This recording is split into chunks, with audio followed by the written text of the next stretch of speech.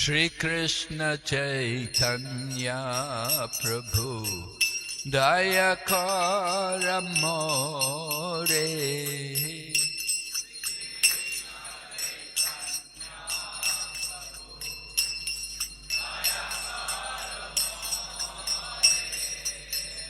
Shri Krishna Chaitanya Prabhu Daya Kara More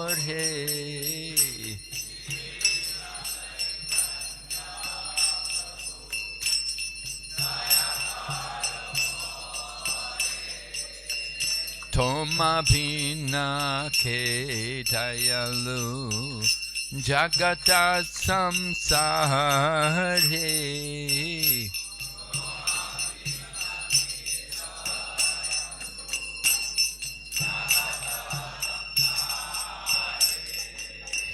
Toma Bhina Ke Dayalu Jagata Samsare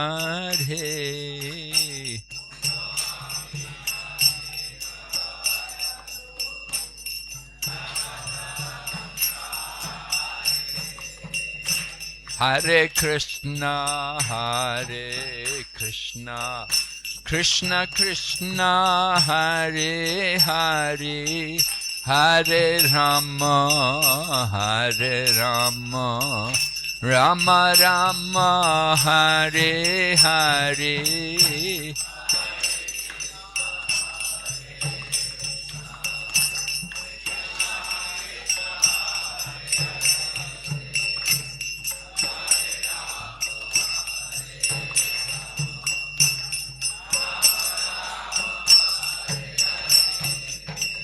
Patita Pavana Hetu Tava Avatara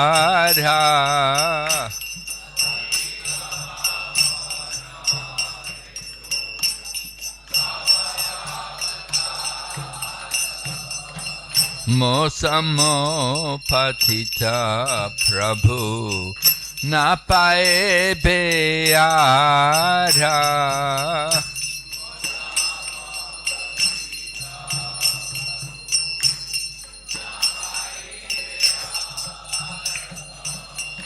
Hare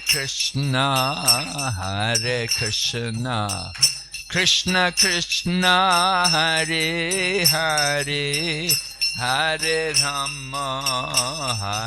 Rama, Rama Rama, Hare Hare.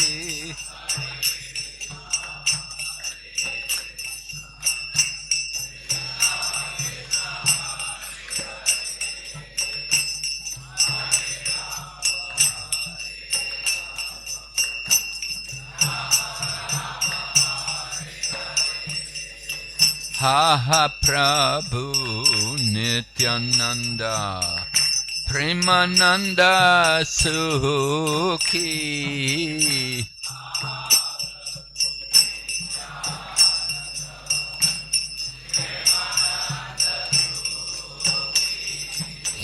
Kripa Bolo Kanakoro Ami Bharajuki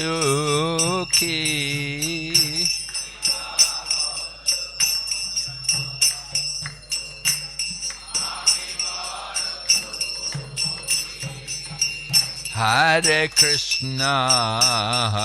Krishna, Krishna Krishna, Hare Hare, Hare Rama, Rama Rama, Hare Hare.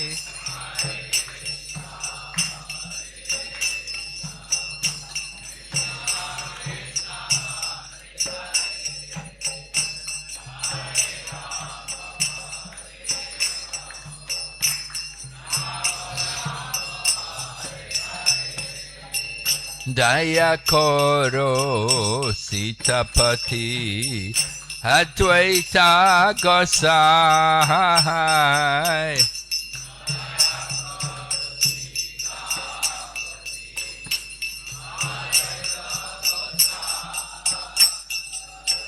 Tava kripa bole pai Chaitanya nitai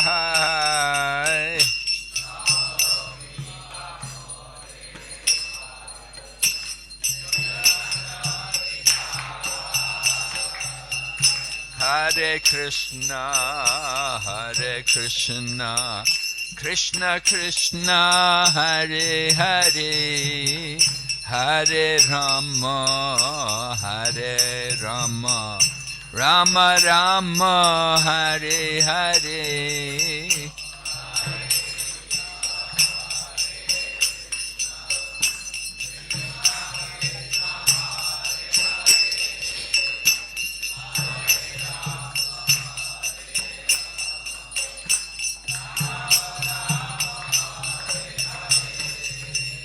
Haha Swarup Sanatan Ruparaguna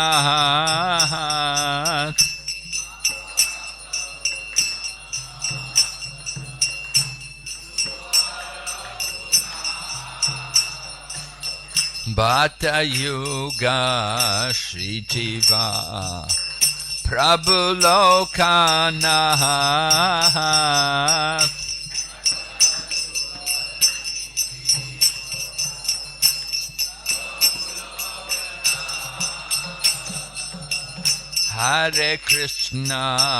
Hare Krishna, Krishna Krishna, Hare Hare, Hare Rama, Rama Rama, Hare Hare.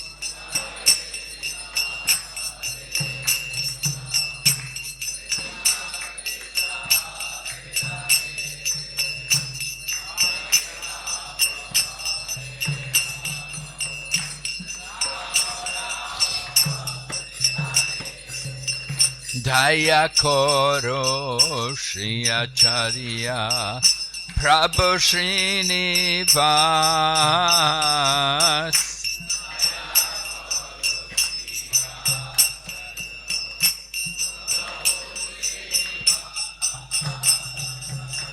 Ramachandra Sangamage Naratammadas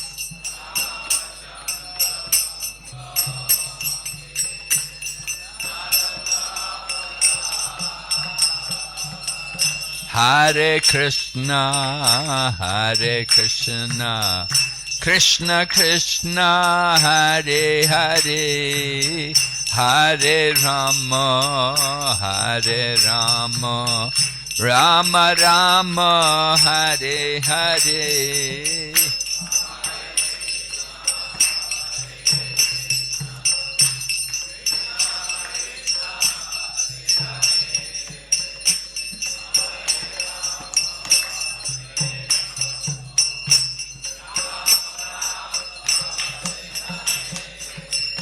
Shri Krishna Chaitanya Prabhu Daya Kara More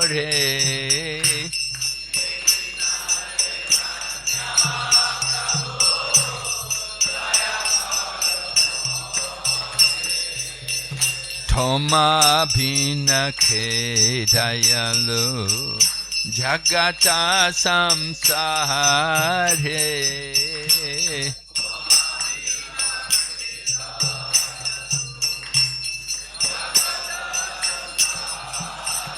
Nitai Gaur Haribo, Haribo, Haribo, Nitai Gaur Haribo.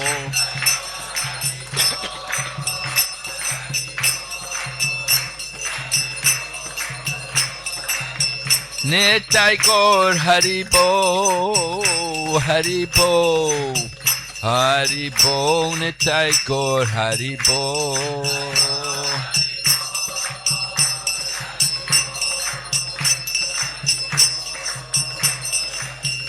Jai Jai Prabhupada, Prabhupada, Prabhupada, Jai Srila Prabhupada.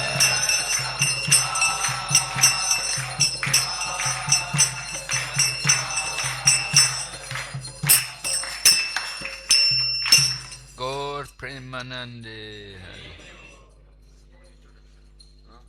No. Have we got the verse on the board? Yes. Jai Jai Shri Chaitanya Jaya Nityananda. Jaya Dvaita Chandra Jaya Gaur Bhakta Vinda. Jai Jai Shri Chaitanya Jaya Nityananda. Jaya Dvaita Chandra Jaya Gaur Bhakta Vinda. Jai Jai Shri Chaitanya Jaya Nityananda. Jaya Dvaita Chandra Jaya Gaur Bhakta Vinda.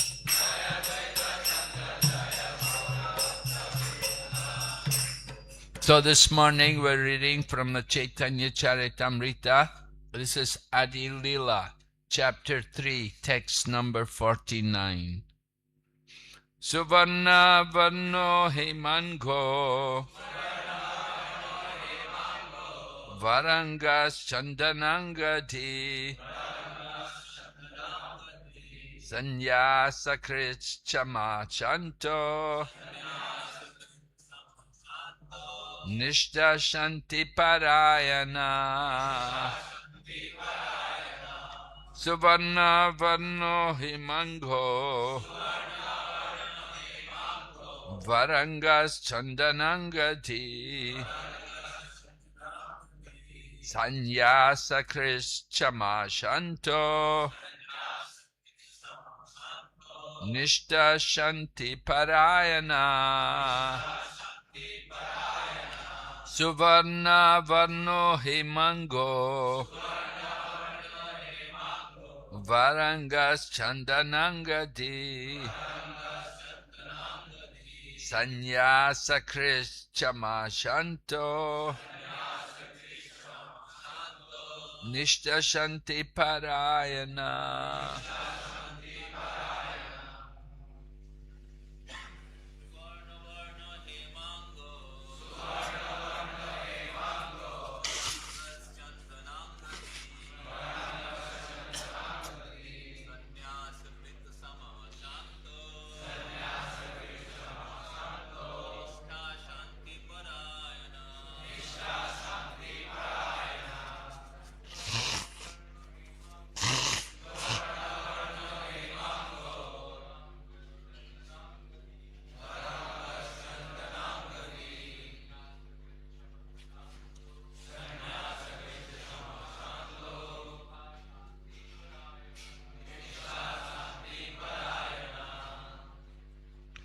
Marriages.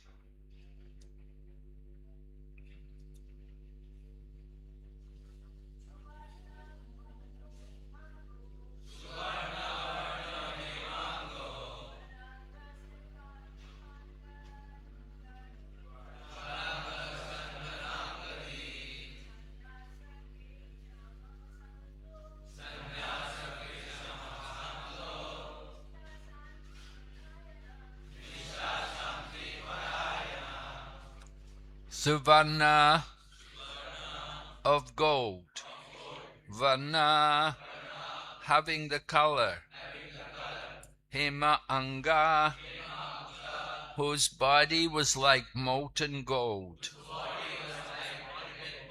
Vara Anga having a most beautiful body, Chandana Angadi whose body was smeared with sandalwood,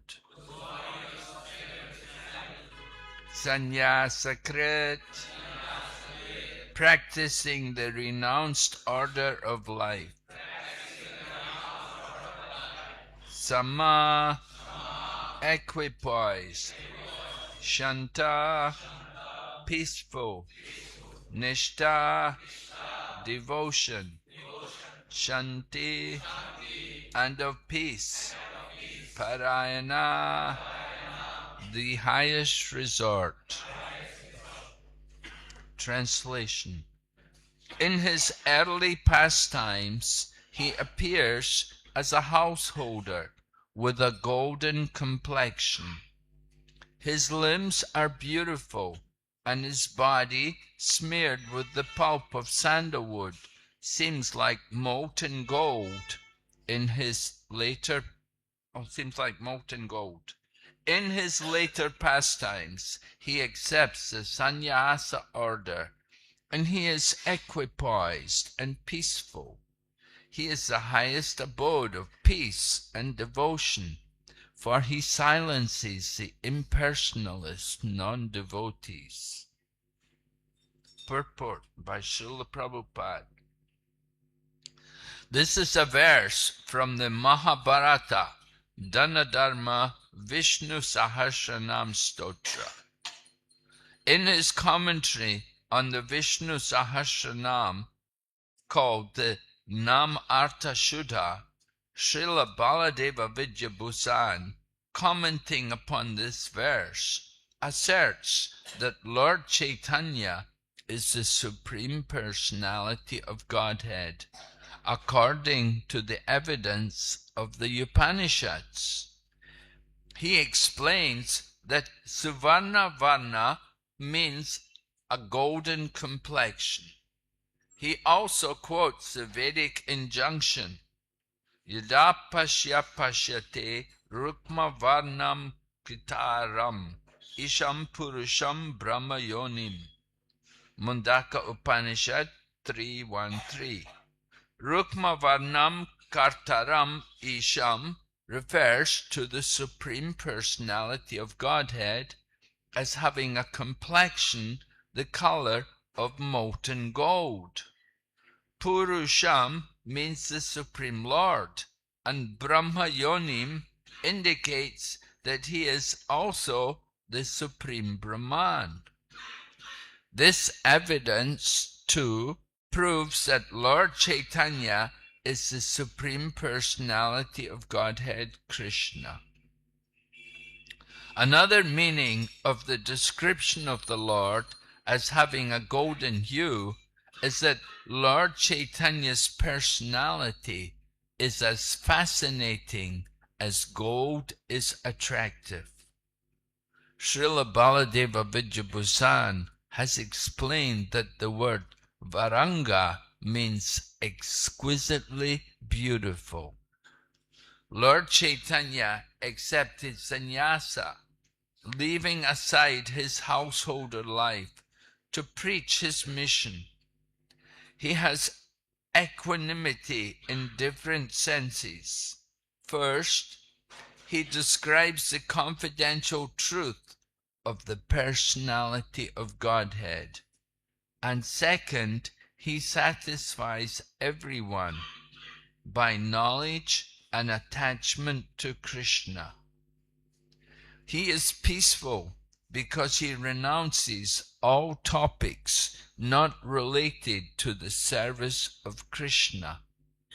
Srila Baladeva Vidyabhusan has explained that the word Nishtha indicates his being rigidly fixed in chanting the holy names of Sri Krishna. Lord Chaitanya subdued all disturbing opponents of devotional service, especially the monis, who are actually averse to the personal feature of the Supreme Lord. Om Jnana-timirandasya Jnananjana Shalakaya Chaksurunmilitan Yena Tasmai Shri Gurave Namaha. Shri Chaitanya Manobhistam Stapitam Yena Bhutale Swayam Rupa Kadamayam Dadati Swapadantikam.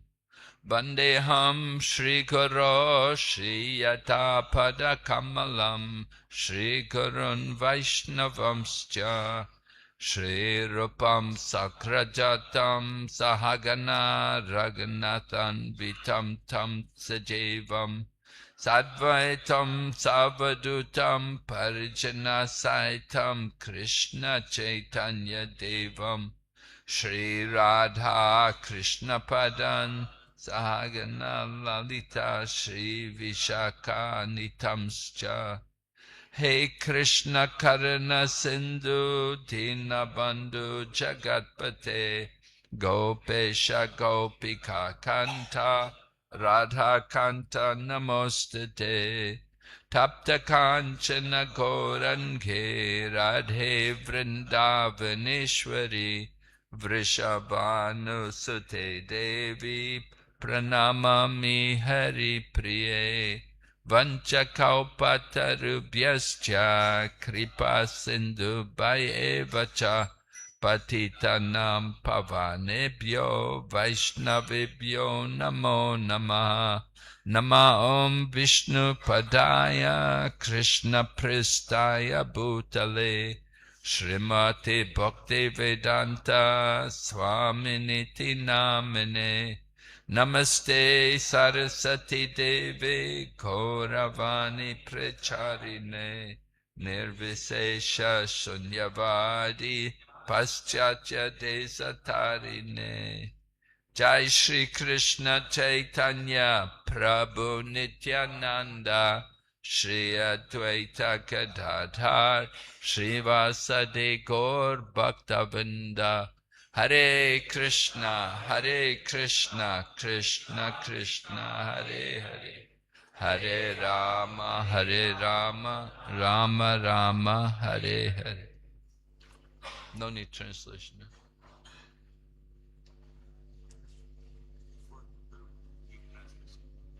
So. Hare Krishna, যাদের অনুবাদ দরকার ওখানে আছে ব্রহ্মদেব প্রভু আছেন ওখানে উনি অনুবাদ করছেন আপনারা যাদের অনুবাদ দরকার ছিল হাত তুলেছিলেন মহারাজ চাঁদে আপনারা যাতে বুঝতে পারেন ওখানে বসতে পারেন ওখানে জায়গা আছে প্যারাগ্রাফ ট্রান্সলেশন করে দেবেন হরে Krishna. Okay. Alright, so this is one of the very famous verses in relation to Sri Chaitanya Mahaprabhu.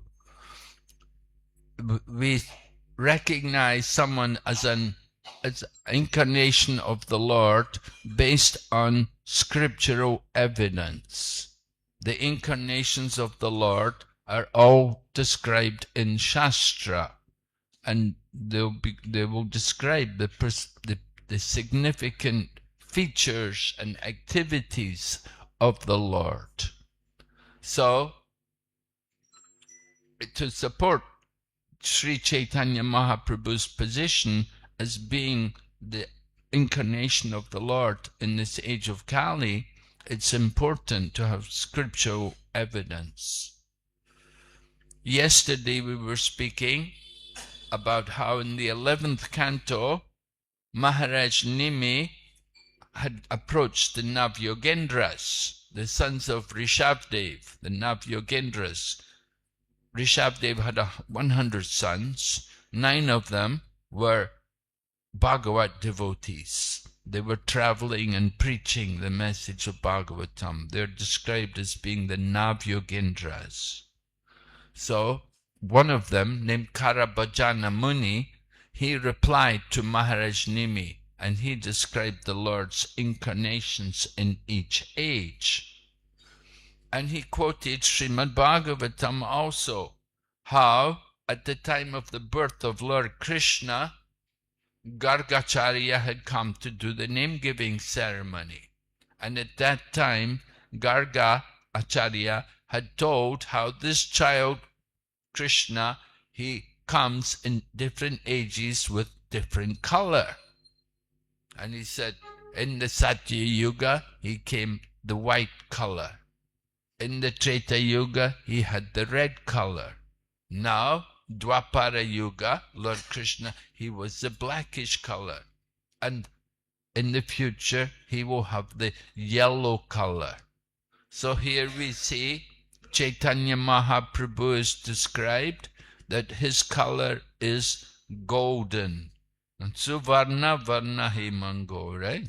Suvarna, of gold. So golden color, it's yellowish in color. So like that, Chaitanya Mahaprabhu, his description fits in with Chaitanya Mahaprabhu, the yellowish color. So Karapajana Muni went on to describe the Lord's activities in the Kali Yuga. Krishna Varnam Tivish Akrishnam Sango Pangrishta Parshadam Yagnae Sankirtan Prae Yajanti Sumedasaha. Right? Sumedasa. Intelligent, purified people with a good brain. Sumedasaha. They will take part in the Sankirtan Yagya. Kali Yuga Dharma Hari Nam Sankirtan. The Dharma for the Kali Yuga is to take part in Hari Nam Sankirtan. It is the real yagna in the Kali Yuga. In fact, it's the only yagya we can actually do properly in the Kali Yuga. We try to make a show of doing other yagyas, but the real yagya is the chanting of the holy name. So Chaitanya Mahaprabhu spent his time chanting the holy name. Krishna Varna, his activities, his occupation was all in relation to Krishna, chanting the holy names of Krishna from his very birth. That he appeared on this day in 1486, so it's like 540 years ago now, and it was this day of Purnima. It was holy, and there was also an eclipse, just as there's an eclipse today. When Chaitanya Mahaprabhu appeared 540 years ago, there was also a lunar eclipse. And so when there's the lunar eclipse, it was customary, it's not so fashionable today, but in the past, people followed the Vedic culture, and they understood that when there's an eclipse, it is not auspicious. So they will do something to counteract the inauspiciousness. And the best thing to do is to chant the holy names of the Lord. And they would go to Ganga and bathe in the Ganga and chant the holy names. So here in Kolkata, Ganga is not far away. You can also go to Ganga, chant the holy name. Anyway, the chanting of the holy names, this is the Yuga Dharma. Mahaprabhu has come to inaugurate the chanting of the holy names. Previously, Lord Krishna had spoke Bhagavad Gita, and he had given the instruction, Sarva Dharmam Parigashna Mamekam Sharanam Vraja. He had requested Arjuna, and he'd requested all of us to give up all dharmas and simply take up the business of surrendering to Krishna, taking shelter of Lord Krishna. So Lord Krishna had given this instruction, but he had not displayed how to do it. You know, if you just tell people to do things and you can't do it yourself, you don't show them how to do it yourself, it's not very good. It's not effective. Probably you have experience of this. All right? I give the example about the teachers. They will say, don't smoke. But we say, but sir, you smoke. All right? And so teaching has to be better than just giving instruction, is to give the example. It is said, example speaks louder than words.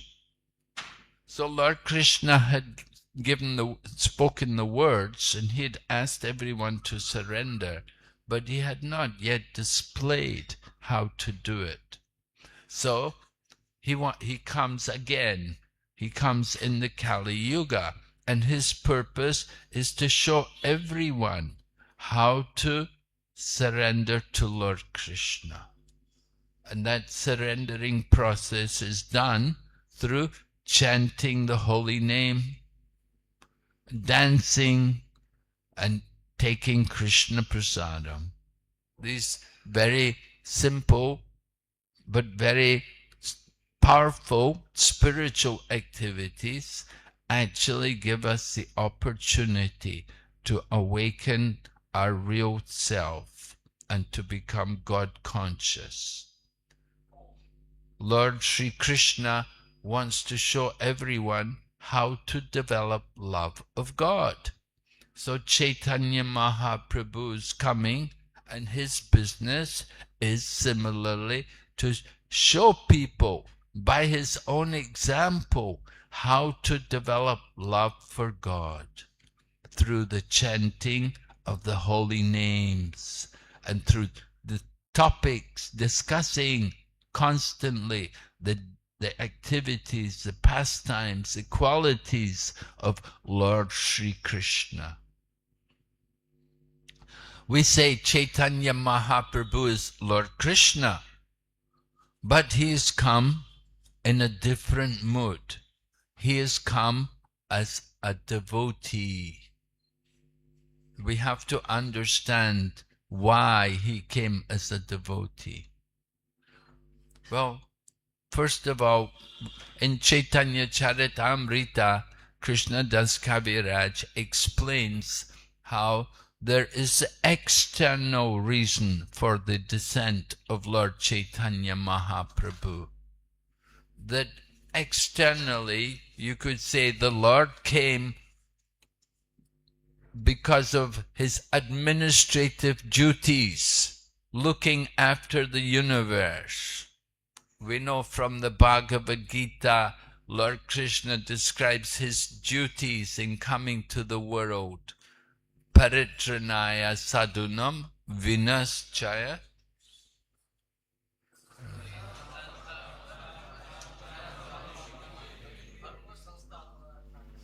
Right, so he has his administrative duties, killing the demons. We know Lord Rama also would kill demons with his arrows, and Lord Krishna would often use Sudarshan Chakra and this. But that kind of work, Lord Sri Krishna doesn't have to do that himself. Lord Vishnu can do these kind of things, you see. Lord Vishnu, he can do that kind. He's more active in the administrative duties.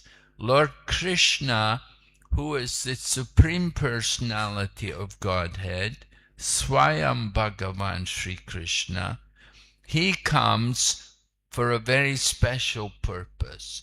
He comes to display his transcendental pastimes, to give pleasure to his devotees. And who are those devotees? His most confidential devotees are the people of Vrindavan. And we see from the moment of Lord Krishna's birth in Mathura, he immediately wants to go to Vrindavan. He wants to go there and be with the family of the cowherd people. And it was arranged that Vasudeva was able to take Krishna there. So Lord Krishna has that appreciation for these devotees because they have so much love for him. They have a very special type of love, a love which is different from ordinary devotees. Ordinary devotees, we follow the rules and regulations, what is called Vidhi Bhakti, following the different rules of the scriptures, Wake up early in the morning, go to Mangal Arti, put the tilak on the body, chant the holy name fixed number of times, different things which we do. It's all part of Vidhi Bhakti. But the people of Vrindavan are beyond that. They've transcended that. They're above the rules and regulations. They have spontaneous love for Krishna, what is called Raga Bhakti. And this is a very special mode of loving devotion, pure devotion. Our devotion is often mixed with desires for fruitive activities and philosophical speculation. We often think about our own liberation. Oh, I don't want to come back to this world. I want to get liberation. We think in that way. That is the mood of Vaikuntha. People who go to Vaikuntha, they have that kind of thinking, that they want to enter to get free from material life. But the devotees who have this Raga Bhakti, they're not thinking about their own self. They don't think about where they're going to go. Their only thought is Krishna and service to Krishna, and the mood of serving Krishna in complete surrender, giving up all material desires. So Lord Chaitanya Mahaprabhu, he is coming to give this kind of taste, to give this kind of love to Krishna, Raga Bhakti. No, Lord Krishna himself, he was attracted to the people of Vrindavan, and he enjoys their loving devotion. But he has the greatest appreciation for Srimati Radharani, because she has so much intense love for him. And he saw that in his dealings with these gopis of Vrindavan, he saw that they were getting more pleasure than he was getting. Now Lord Krishna likes to enjoy, just like all of us. We like enjoyment. We want enjoyment. Lord Krishna, he wants the supreme enjoyment, more than anyone else. And he saw that in his dealings with these different gopis, that they were getting more pleasure than him. So this was a disturbance. This was not satisfying to Krishna. That I want to enjoy, but this Radharani is enjoying millions of times more than me. We often give the example, just like in the material world, not so much today, but the way it used to be, women would be at home and the men would go to work, right? The men go to work, make the money, and bring it to the wife to spend, right? That the wife is enjoying, right? Her husband goes off to work and the wife stays at home and enjoys. The same, the gopis, they're enjoying with Krishna. They're seeing how much Krishna, how he's so wonderful. They're so attractive. They're attracted to Krishna. So Krishna, he's saying, they're getting so much pleasure from seeing me. I don't feel the pleasure myself. I want to enjoy like them. I want to take that mood. I want to come in their position. Then I can experience that pleasure. That was one reason. That Lord Krishna, you see, there's the abode of love and there's the object of love. The abode of love is called the Vishaya, or the Ashraya, and the object of love is the Vishaya. So Lord Krishna is the transcendent, he is the object of love, and the abode of love is, let's say, in the gopis, and particularly in Srimati Radharani, the Ashraya. The Ashraya and the Vishaya. Lord Krishna is the transcendental object of love, and Srimati Radharani and the gopis, they're the abode of love. Lord Krishna, as the object of love, he does not enjoy as much as those who are the abode of that love. So Lord Krishna wants to come in that position as the Ashraya instead of the Vishaya. He wants to experience what is that pleasure, to see that and to appreciate the wonderful qualities which are there in Krishna. Just like Lord Krishna has so many wonderful qualities. He's Bhagavan. He has all the opulences. But the gopis are enjoying more than him. Although he's got everything, but still these other people, these gopis of Vrindavan, they're enjoying greater than he is. So he wants to experience that love. He wants to understand more, to appreciate more. And in order to do it, he has to come in that position. He has to change his position from the Vishaya to the Ashraya. He has to become the abode of the love. Then he can feel more the appreciation of the wonderful qualities in Krishna. So Chaitanya Mahaprabhu's a very special incarnation. He does not just come as any ordinary avatar. The other avatars, they come, they'll do some different functions to help in the administration of the universe. Lord Varaha comes. Lord Varaha picks up the earth from the bottom of the Garbhodak ocean. And then another time Lord Varaha fights with Haranyaksha and he kills the demon Haranyaksha. And Lord Nrsingadev comes and Lord Nrsingadev fights with Haranyakashipu and kills Haranyakashipu.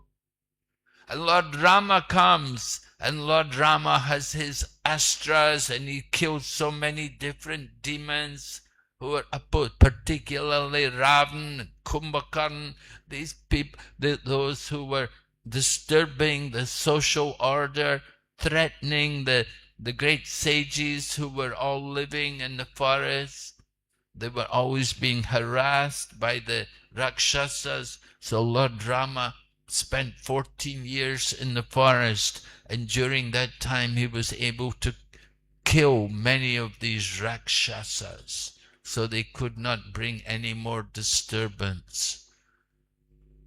So Lord Krishna, he also comes and he's again killing different demons, Shishupal, Dantavakra, and then Kamsa, these kind of people.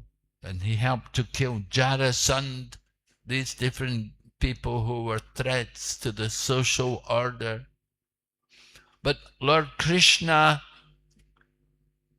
he wants to also enjoy, not only just do the administrative duties. Just like if you're running an office, you don't just want to only do the work. There's got to be some pleasure coming from it. You've got to get some enjoyment out of it. If it's only work, work, work, making money, and you never enjoy any. Oh, it becomes boring. You get tired. You won't want to do it for long. There has to be some enjoyment there also. So Lord Krishna, he also wants to enjoy. But he saw they're enjoying more than me. Now, when we see people enjoy more than us, wow, I want to enjoy like them, you know. Someone's got the new iPhone. I want to get the new iPhone, right? Something like that, you know. So, let's say, you know, Lord Krishna wants to enjoy. Why should these people enjoy so much, many more times than he is enjoying? So, in order to enjoy, he has to change his position. He has changed from the Vishaya to the Ashraya. He has to become the abode of love and not the object of love. As the object of love, the gopis, the people of Vrindavan, headed by Srimati Radharani, they love Krishna. They love Krishna so much. They'll give up everything for the pleasure of Krishna. They're ready to sacrifice everything. Right? When Krishna would call them, they would leave everything. Their homes, their children, their husbands, their family. They would go off to the forest because Krishna is calling. And Lord Krishna appreciated so much their sacrifice that he told them, Na parayeham, I cannot repay you for what you've done. You've given up all your social duties, which are very difficult to give up. We know how much attached people are to their social duties. Oh, no, I have to go. My husband will be, my children will become, I have to go. You know, the social duties, that bond of their attachment is very strong. But these people of Vrindavan, the gopis, they could give it all. They left it all to go to Krishna. And Lord Krishna appreciated that so much that he told, I cannot repay you for what you have. You have to be satisfied with your own activities as compensation for what you have done for me. So this is the glorious position of the people of Vrindavan, headed by the gopis. And of all the gopis, Srimati Radharani is the greatest, because she has the most intense love for Lord Krishna. And that was seen when Uddhava had come to Vrindavan to deliver Krishna's message to the gopis. At that time, Srimati Radharani began to talk to the bumblebee, addressing the bumblebee as being a messenger from Lord Krishna. Uddhava was astonished. Lord Krishna had sent Uddhava to Vrindavan to deliver his message. But Uddhava saw how much love, how much attachment they had for Krishna. It was an amazing, he was astonished. He took the opportunity to learn from them. Although he had come to, the people think, because Uddhava is a disciple of Brihaspati, so he is very learned. He has come to instruct the gopis. But no, he learned from them how to develop their love for Krishna. So here in this verse today, this is again, the one verse is there in 11th canto Srimad Bhagavatam, describing how the Lord comes, like Karabhajana Muni described, Satya Yuga, white color, Treta Yuga, red color. Now he's come blackish color, and he will come again, yellow. So here in this verse is describing how the Lord comes in a yellowish color, golden complexion. Chaitanya Mahaprabhu, of course, he is known as Gauranga. Gauranga! Gauranga! Yes, this is Lord Chaitanya's name. Why is he called Gauranga? Because his body is a beautiful golden color. This verse coming from Mahabharata, from the Vishnu Sahasranam, is describing actually Chaitanya Mahaprabhu, and it's describing how he would live his life. In his early life, he appears as a householder. So Mahaprabhu, as a young man, he was living with his elderly mother. His father had passed away, so his mother very much desired that her son should be married.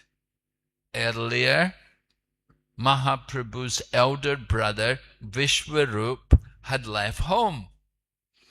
He had left home to avoid becoming married. His mother said she was thinking Vishwarup should be married. Vishwarup, when he heard this, he did not like the idea, and so he left home. He never came back again. He left home, he took sannyas, and he gave up his body in Pandalpur, I think it was. Anyway, Vishwarup, the elder brother, had gone away from home. Mother said she felt very bad. Oh, my son, he's gone off, taken sannyas. So the other son is there, younger son, Nimai. So he should get married. So she arranges the marriage of Lord Chaitanya Mahaprabhu. And he was married first to Lakshmi Priya. But at one point, when Chaitanya Mahaprabhu was away traveling in Bangladesh, doing teaching work and traveling, at that time, Lakshmi Priya was bitten by the snake bite, and she left the body. She departed from the world. So when he came home, then Mother Sachi had to explain the news that the wife is no longer there. Actually, it was the snake bite. It was the separation more than the snake bite, which was the cause of her departure. So then, after some time, a second marriage was arranged, Vishnu Priya. And Vishnu Priya was married to Chaitanya Mahaprabhu. But it happened by the time he was 24, at that time Vishnu Priya was only something like 16 years old, Mahaprabhu had to take sannyas. He left home. Why did he take sannyas? There was some problem. Mahaprabhu was relishing the position of the gopis. I was explaining to you how the gopis are enjoying so much more. Just like in Vrindavan, people all take shelter of Srimati Radharani. You see everywhere in Vrindavan, they say Radhe Radhe and like this, you see. So why they take shelter of Radharani? Because she's very dear to Krishna. And if you can get her mercy, she can introduce you to Krishna. So Mahaprabhu was teaching, he was lecturing about Nyaya, logic. He had opened a school when he was still very young, like about 14 years of age. He'd opened a school and he had attracted many students because he was a brilliant scholar. He had defeated Keshav Kashmiri, who was Digvijay. Keshav Kashmiri had come to Navadvip. 500 years ago, Navadvip was a center of learning. And many, just like nowadays, people come to Kolkata to study or go to different places to study. But in those days, people would go to Navadvip to study. And there were many pundits there. So this Digvijay, Keshav Kashmiri, he was traveling all over. And he came to Navadvip to challenge everyone. And everybody ran away. They all said, oh, I have to go. I have some business. Oh, I have to go to my home. I have to go to my village. They all wanted to avoid meeting this Keshav Kashmiri. Because if he would defeat them, then they wouldn't have no reputation. They won't get any students anymore.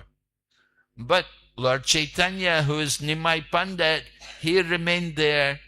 And he remained. And Keshav Kashmiri came. And he met him, and when they debated, Lord Chaitanya requested Keshava Kashmiri, oh, you're so great scholar, I'm just a young man, I don't know anything. Please compose some poetry glorifying Mother Ganga. And so Keshava Kashmiri immediately began reciting verses glorifying Mother Ganga. You know, if you or I have to compose a poem, one verse, you know, it takes a lot of thought, you know. But this Keshav Kashmiri was so blessed by Mother Saraswati that spontaneously, like the wind, he could recite verses glorifying Mother Ganga. So Nimai Pandit listened and he said, oh, very good, you're really good. You're blessed by Mother Saraswati, you're so fortunate. But then he said, kindly explain the faults and the merits in this one verse. Lord Chaitanya then selected a verse and recited it. And Keshava Kashmiri was astonished. He said, how could you memorize my verse? I composed these verses like the wind. How is it possible you have memorized it? And Lord Chaitanya said, oh, Mother Saraswati blessed you that you can compose verses. She blessed me that I could remember. So Lord Chaitanya then went on to explain the merit. You know, he was saying, tell me about, but there are faults in this one verse. And Keshava, no, there's no faults in my poetry. My verses are all perfect. But Lord Chaitanya said, no, look, there are faults. And then Lord Chaitanya went on to speak and to explain the faults in the verse. And Keshava Kashmiri was astounded. He was defeated. Lord Chaitanya's students were laughing. Lord Chaitanya told him, don't laugh. He's a great scholar. Anyway, in this way, Lord Chaitanya got reputation. That he's defeated this Digvijay. He was he was a great pundit, and Nimai Pandit, young man, had defeated him. And then later on, the Lord Chaitanya had led the protest against Chankazi. When the Chankazi stopped the Sankirtan, he had gone to Srivas Pandit's home, broke the Madanga, and threatened, I will make you all Muslims if you don't stop this. And so it was a very tense time. The Chankazi was very powerful. He was ruling there. He was in charge under the Nawab. The Nawab was there at Ramakeli. And Chankazi, he was in charge of he was a magistrate for Navadvip. So he threatened them. No more kirtan. But Lord Chaitanya gathered everyone. No kirtan?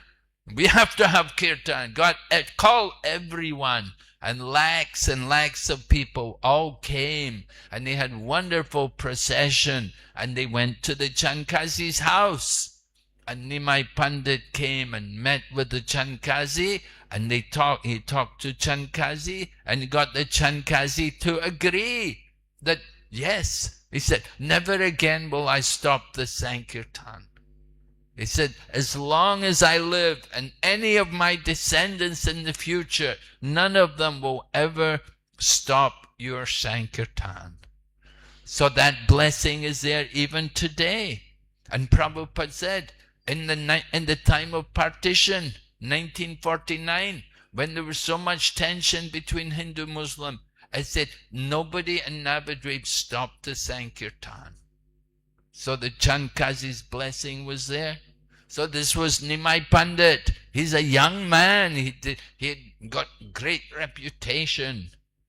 But there was a problem. This one day, he was chanting the names of the gopis. Because it is said, Aradhanam Sarvesham Tasmat Tarataram Devi. Yet of all kinds of worship, the worship of Vishnu is the best. But even greater than the worship of Lord Vishnu is the worship of those things in relationship to Vishnu. So, Lord Chaitanya was chanting the names of the gopis. In relation, you want to get Krishna's mercy, you have to go through the devotee. Right? We sing every day, Yasya Prasad. By the mercy of the spiritual master, you get the mercy of Krishna. Without the mercy of the spiritual master, there will be havoc on the path. So, worshipping the Guru and worshipping the gopis, we worship Tulsi Devi, like that. By the power of their devotion, we can come to Krishna. So Lord Chaitanya, he was chanting the names of the gopis. And he was thinking about the gopis, about how the gopis sometimes sometimes they will feel sulky. Lord Krishna will go away with other women. And the gopis will feel, oh, he's gone off with that Chandravali. Tell him never to come. I don't want to see him again. He's gone with Chandravali. No, I don't want him. And like that, sometimes the gopis will have these moods. So Chaitanya Mahaprabhu was in the mood of the gopis, like that, and he was chanting the name. And at that time, one student came and said to him, oh, Nimai Pandit, why are you chanting names of the gopis? Why don't you chant the names of the Supreme Lord? Chant the name of Lord Krishna. That's the Supreme. So Nimai Pandit was in the mood of the gopis. The gopis were in mana. They were in the mood, angry towards Krishna. So Nimai Pandit took his stick and he chased that student. Because he thought, this student's telling me to chant Krishna's name. No, I'm not going to chant. Yet he took his stick. He began to chase Krishna. The student ran away. And the student went and told all the other students that Nimai Pandit, he's become proud. He was going to beat me with a stick. I had to run away. And all the students said, what? He said, we will go and we will beat him.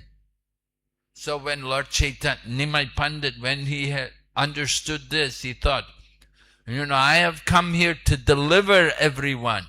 Now if they're all going to beat me, they'll all go to hell. So my purpose will be defeated. So how can I get these students so that they will properly respect me?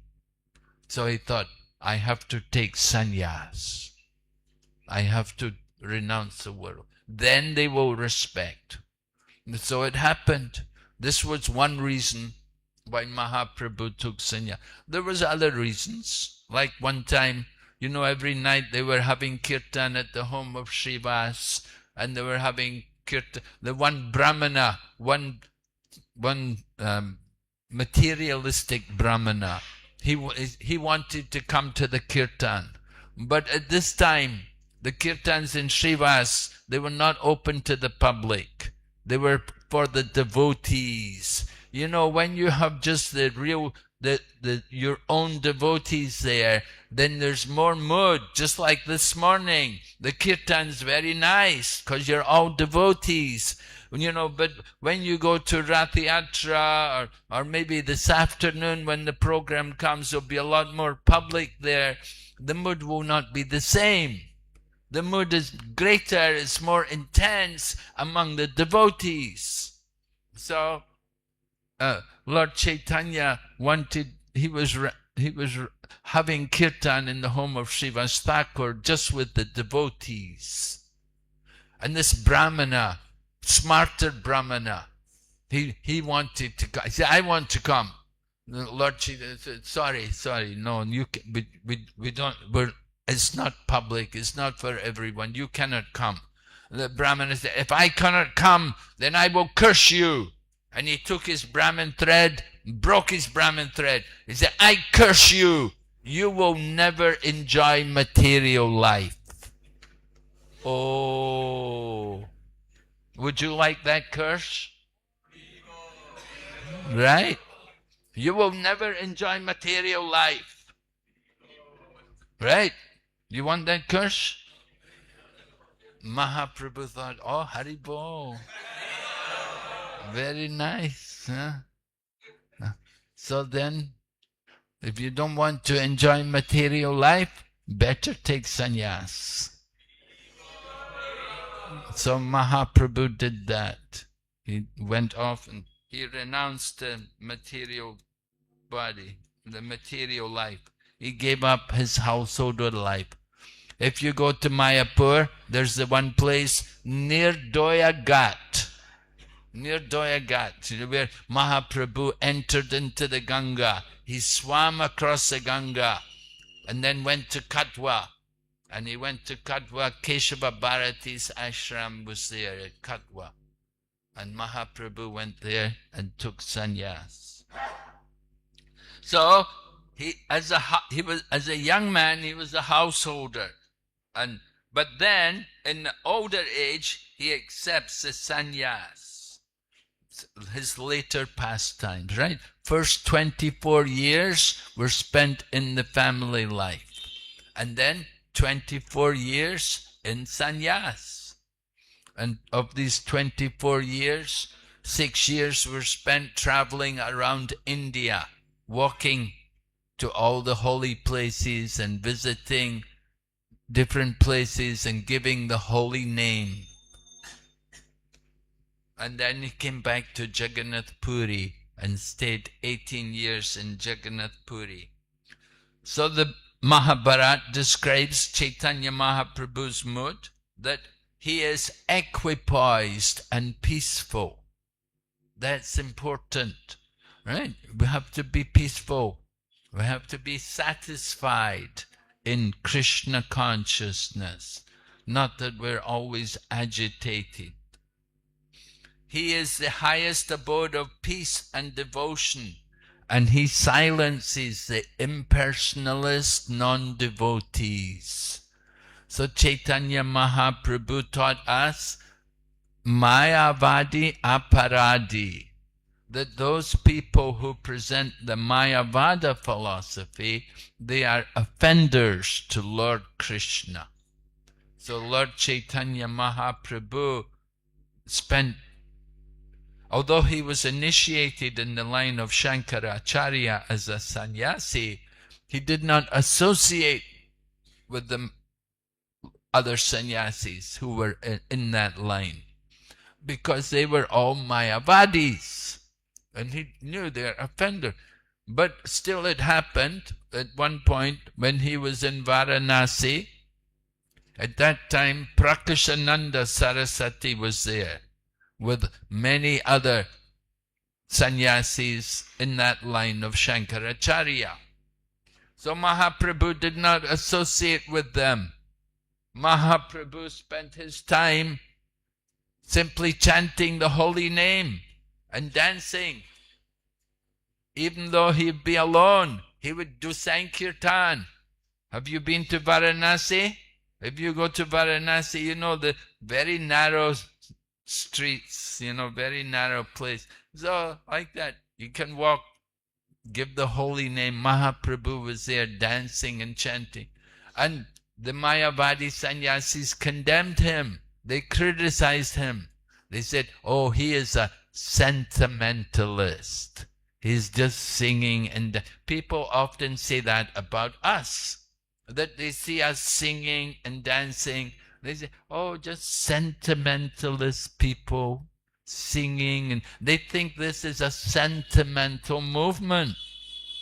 We just sing and dance and eat prasadam. But we should also know philosophy. And Prabhupada definitely wanted us to learn. And that's very important for us. That's why we have so many courses for devotees to help them understand the philosophy. So it happened, Mahaprabhu had come to Varanasi, and there were usually Vaishnavas, they don't go to Varanasi. It's not a place for Vaishnavas. It's a place more for Mayavadis, line of Shankaracharya, Buddhists, these kind of people. Anyway, there were two devotees there. There was Tapana Mishra and there was also Chandrasekhar. There were two devotees of Mahaprabhu. They were there. And they were becoming discouraged because people were talking about Chaitanya Mahaprabhu. He had taken sannyas and he was traveling. He'd come to Varanasi on his way to Vrindavan. And he was singing and dancing the holy name. So, listen, sentimentalist. The business of a sannyasi is to study Vedanta. Mayavadi sannyasis, generally that's all they do. They will sit and study Vedanta Sutra and speculate about what is the message. Right? Just like you read a sutra, but that sutra means condensed. You know, so when it's condensed, you don't get. It's difficult to know what the full meaning is. So Srila Vyasadeva, he wrote Vedanta Sutra, Vedanta, the end of knowledge, but in the form of a sutra. So it's condensed. It's not easy to understand the message. So the Mayavadi sannyasis, they study Vedanta and they all speculate on what is the meaning of this statement. Just like Vedanta Sutra begins, Atato Brahma Jignasa. That now, Atato now. Why now? Because now you're a human being. So you have to understand what is matter and what is spirit. Only in human life can you understand these things. The animals cannot sit and read Vedanta Sutra. It's for humans, you know. But how many humans can sit? People who are like animals, they cannot understand. So anyway, when the Vedanta Sutra, we have our commentary on Vedanta, and that is there in Srila Vyasadeva's Srimad Bhagavatam. And Srimad Bhagavatam is a natural commentary on Vedanta. And we are happy studying Vedanta. But afterwards, due to challenges from other people, then Baladeva Vijayabhusan was obliged to write the Govinda Bhashya, the speaking of Govinda. And it's a commentary on Vedanta Sutra, the Vaishnava commentary. Because each of the sampradayas, they have their own commentaries. So anyway, Lord Chaitanya was there in Varanasi and they thought, he's only a sentimentalist. He just sings and dances. He doesn't know any philosophy. So one Brahmana invited everyone to his home, all the sannyasis. Usually Lord Chaitanya would never go because he doesn't want to associate with Mayavadis. He wouldn't go. But this time he thought, I better go because my two devotees are being disturbed. He said, actually, these two devotees, they must be kanistas because they're not able to defeat the Mayavadis and their teaching. We have to know the philosophy to defeat Mayavada. If you don't know it, then you're kanista. Kanista means junior devotee. So Mahaprabhu went to meet Prakashananda Saraswati. He went there to the Brahmana's house. All the sannyasis were in there. And when Mahaprabhu came there, then he exhibited a brilliant effulgence, and all the sannyasis were in there, Prakashananda, and they saw this effulgence at the door. Oh, who is this? When they saw his effulgence, they thought, oh, this person has already achieved Sayuja Mukti. He's so effulgent, he's become like Narayan. So like the Prakashananda Saraswati was attracted, he saw the effulgence of Mahaprabhu, and he got up and he came forward. He did some Agyata Sukriti. He brought Mahaprabhu inside. He was very nice to him when he saw how Mahaprabhu had so much effulgence. And then Prakashananda is inquiring, why don't you study Vedanta with us? But Mahaprabhu said, no, my spiritual master said, I am a fool. I cannot, he told me just to chant the holy name. I am a fool. I don't know anything. I cannot study. But anyway, then Mahaprabhu went on to explain Vedanta to Prakashananda.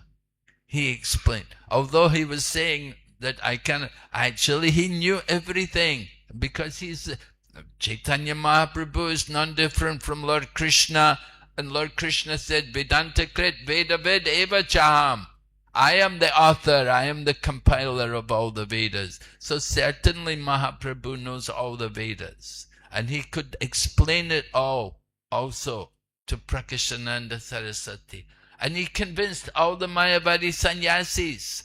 And when they heard his conviction about the holy name, they all chanted, Hare Krishna, Hare Krishna, Krishna Krishna, Hare Hare, Hare Ram, Ram Ram, Hare Hare. And when they all chanted the holy name, then Mahaprabhu said, now you are all Vaishnavas, because you have begun chanting the holy name.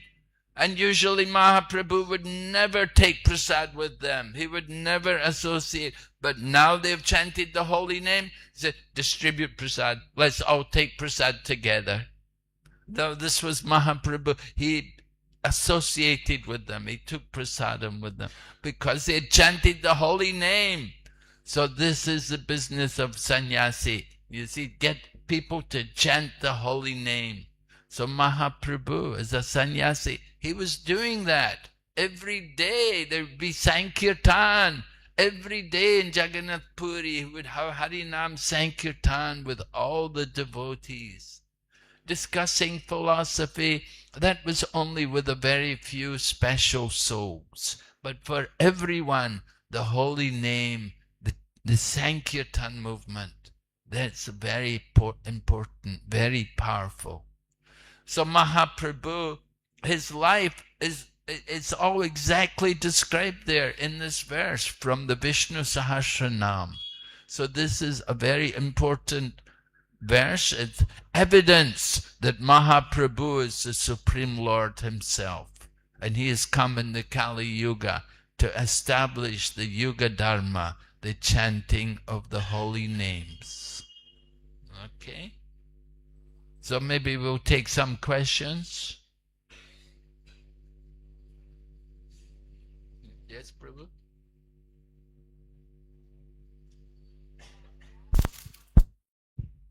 Hare Krishna Maharaj, Dandot Pranam. Maharaj, my question is that as we know that Lord is Atmaram, he is self-satisfied. So some people say that, so if Lord is self-satisfied, so why there is need to do so much creation? So if he is self-satisfied, why he created so many living entities? If he is creating living entities, it means that he is not self-satisfied. He is dependent on other to gain the enjoyment. So how we will understand this? You're a big speculator. Yes, the Lord is self-satisfied. He's Atmarama. He has everything. But at the same time, he enjoys with his devotees. He gives pleasure for his devotees. He's enjoying with his devotees. You think he cannot enjoy? He can. not only does he enjoy on his own, but he enjoys with all of the part and parcel living entities. And he doesn't create them, they're all eternally existing. They're eternally there, right? They're all eternally as parts and parcels. For the soul, there's no birth, there's no death. So he doesn't create them, they're always there. The living entities are all there, and they're all his eternal parts and parcels. So he enjoys the relationship with his devotees. It's not that, oh, for Krishna, because he's God, he should just sit and enjoy and not do anything. You're denying him the activities of being a person. You're making everything impersonal. You're thinking no activity, nothing, stop all activities. What kind of God is that? No, you have to understand God is a person, and persons have activities, they have personality. They're not void, they're not nothing, just sit and do nothing. You know, that's Buddhism, you know. And that's why Buddhism got rejected from India, because everybody was sitting doing nothing. And the world had no meaning and everything is void. And we just sit and meditate. And nobody plows a field. Nobody goes to work anymore. Nobody does anything. And that's why the whole system, the whole Buddhist philosophy got kicked out. Shankaracharya defeated it. He brought back the Vedas. And the Vedas are there to organize society. So the Lord is a person, and once he has activities, he has relationships. You say the Lord is self-satisfied, so he doesn't need anybody. Yeah, he doesn't need, but at the same time he enjoys. He enjoys having relationships with them. So that there's two features you have to understand, that he is Atmarama, and at the same time he's enjoying also relationships with his devotees. He has that. We cannot deny him that facility. That is Mahaprabhu's philosophy. Achintya Beda Beda Tattva. He is Atmaram. He's self-satisfied, and at the same time he's more satisfied when he's with his devotees and enjoying different pastimes and activities. So we have to understand the transcendental nature of the Lord, that his activities are never mundane. They're never on the material platform. He's not under the modes of nature.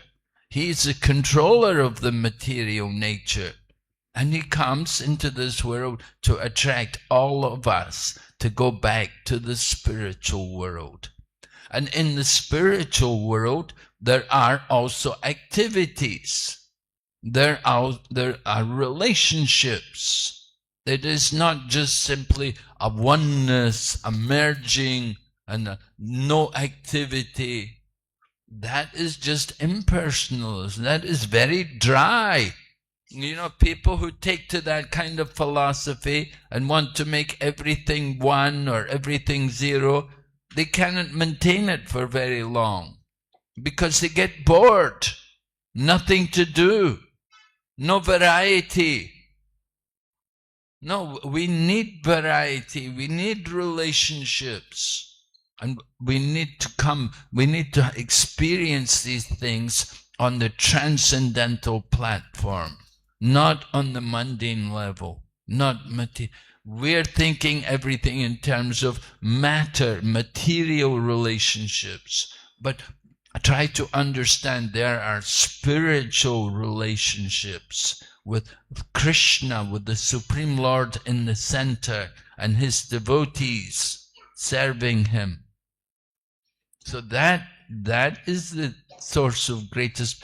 Not only do the devotees serve Krishna, but Krishna serves the devotees. He likes to give service to his devotees. He enjoys this. So the Lord, we said, he is a supreme enjoyer. And he's enjoying these kind of things. There's not much enjoyment in just stopping everything and thinking, oh, I am God, I'm supreme. There's no enjoyment there. You're denying him any enjoyment. If you say he shouldn't do anything, why he created it, why he does it. No, it's all for his transcendental pleasure. He is a person. And persons like activities. We like relationships. If you make everything 0 or everything 1, then there's no relationship anymore. So you have to understand the personal philosophy. That God is a person and he does have activity. And we want to hear, we take pleasure in hearing about his activities and understanding more about his different qualities.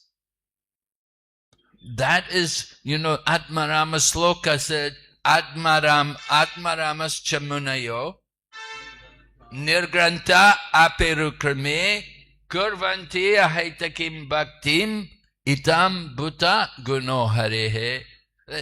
Your Atmarama, but the Atmarama people are attracted when they hear about Krishna, because you don't get just to come on, just to be Atmarama. Sukadeva Goswami became a devotee when he heard the glories of Krishna. He was attracted to Srimad Bhagavatam.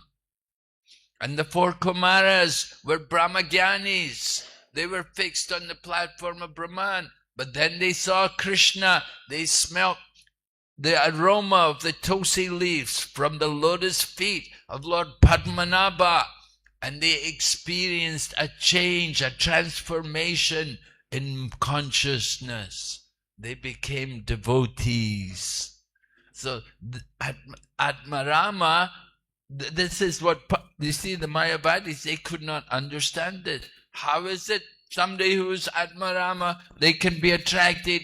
Because the glories of Krishna are so full of spiritual potency that they attract even the Atmaramas. That, oh, what is this? Oh, tell me more. Sukadeva Goswami heard some verses about the pastimes of Krishna. Oh, what is this? Who has taught you this? You see? So Atmarama is not perfection. You have to go on from Atmarama. You have to go to Prem. Mahaprabhu's come to give Prem, not just simply make us Atmaramas. So we want Krishna Bhakti. We want to develop that love for the Lord. That is far surpasses Atmarama. Okay? Yeah. Another question? Yes? We got microphone.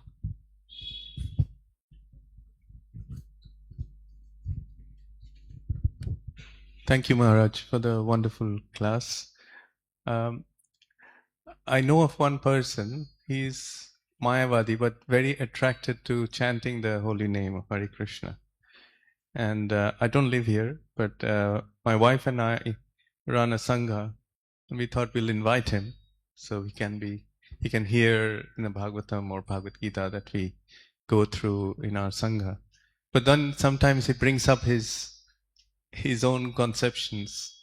So what do you recommend we do? And so my wife and I, then we remind ourselves that, in Chaitanya Charitamrita it says, Mayavadi bhashya sunile hoy sarvanash. So we are in a dilemma. What do we do? So yes, well, just be careful. Just tell him he's not allowed to preach. Just, you can come in here, but we don't want you to preach. Yeah. Just like when Prabhupada was in America, initially Prabhupada was going to the Dr. Mishra, who had a yoga studio, and Prabhupada would sing some bhajans. Dr. Mishra was teaching yoga, and he had some American students. So Prabhupada was coming. He'd invite Prabhupada. He said, "You can sing bhajans, don't preach." He told Prabhupada, "I don't want you to talk. Don't tell your philosophy." So, sometimes, you have to do like that. You have to say, "We don't mind you coming, but you're not allowed to speak. Don't come and preach." Because, sometimes you get Christians and like that, they come, they want to preach, and they come to our programs and they want to. So we tell them, we don't mind you coming, but you're not allowed to speak. You can come and hear. You can take prasadam. Yeah, you're welcome. Come and hear, take prasadam.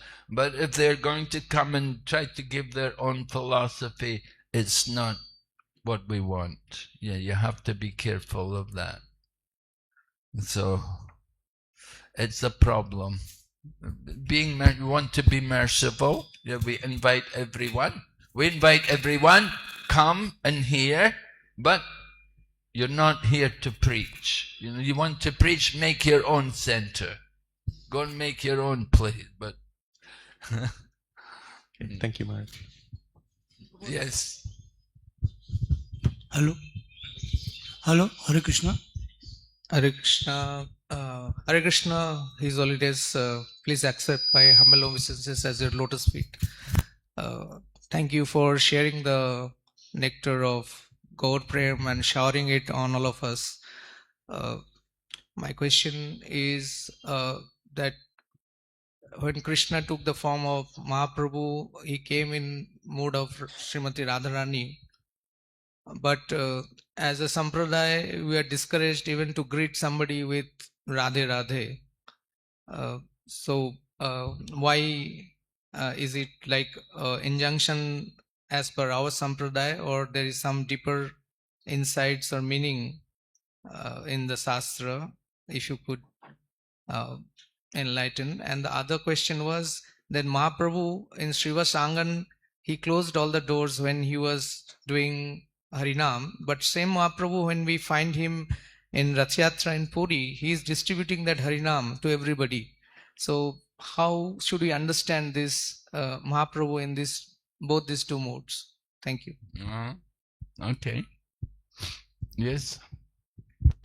So you have to understand Mahaprabhu in Puri, he's opened the doors for everyone. Initially, he was just beginning his movement. It was just him and the intimate associates. It was not for everyone. But after he'd gone to Puri and he'd taken sannyas, then it's a different mood. He's giving the holy name for everyone.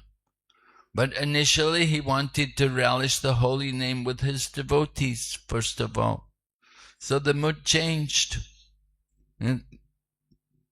The circumstances changed. He was no longer in Mayapur. Now he'd gone to Jagannath Puri there. So, yeah, everyone. He gave the holy name for everyone. It was open to everyone. And your first question about this Radhe Radhe, why we don't chant? Srila Prabhupada taught us. He said people, if somebody would say Radhe, he would say Hare Krishna. Now Hare Krishna is not different from Radha Krishna. We're chanting Hare Krishna. We're chanting the Maha Mantra. And we understand there's no difference between Radha Krishna and Hare Krishna. So Mahaprabhu, he also chanted Hare Krishna mantra. We're following Mahaprabhu. Prabhupada was very reserved in speaking about Srimati Radharani, that it is more confidential. Why? Because it's often misunderstood. People don't understand the relationship between Krishna and Srimati Radharani, and they take it to be mundane material, and they think of it as some kind of lust or sex indulgence. So Srila Prabhupada was very conscious of this, and he did not want to pollute something which is the most exalted, the most sacred thing. So he kept it confidential. And in our temples, only except on maybe Radha Astami. On Radha Astami, then we will sing more about Srimati Radharani and speak more about her. But generally, it's confidential because ordinary people cannot understand, and they think it to be something mundane. They think it is just lusty activities. It's just some sex indulgence which is going on. And they think Lord Krishna with the gopis, it is just some sex they're having. They do not understand the transcendental nature of these things. So we keep it confidential.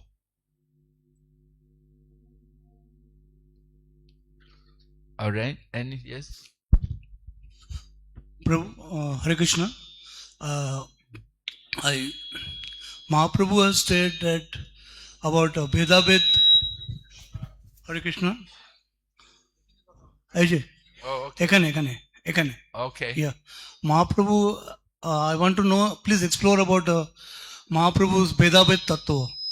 Which Bheda-bhed Tattva, what is actually explore it in a proper this thing, in a deep this thing. What is Bheda-bhed Tattva of Mahaprabhu? Achintya Bheda-bhed. Achintya Bheda-bhed. Yeah. What is that? Yeah, exactly. Well, that is the relationship with the Lord and the living entity. That the Lord is one, the living entity is one with the Lord, in the sense that we're both Brahman, they're one, but also different. The Lord is Para-Brahman, and the living entity is a tiny part of the Brahman. So there's one and different. Inconceivably, Mayavada people, they're thinking we're all the Lord, that there's no difference between the Lord and we can all become God. But no, eternally the Lord is the Lord, and eternally the living entity is the servant. So, one and different. Actually, everything is one and different from in the material world. The material energy is all one. It's all Krishna's energy, but at the same time, it's different from Krishna.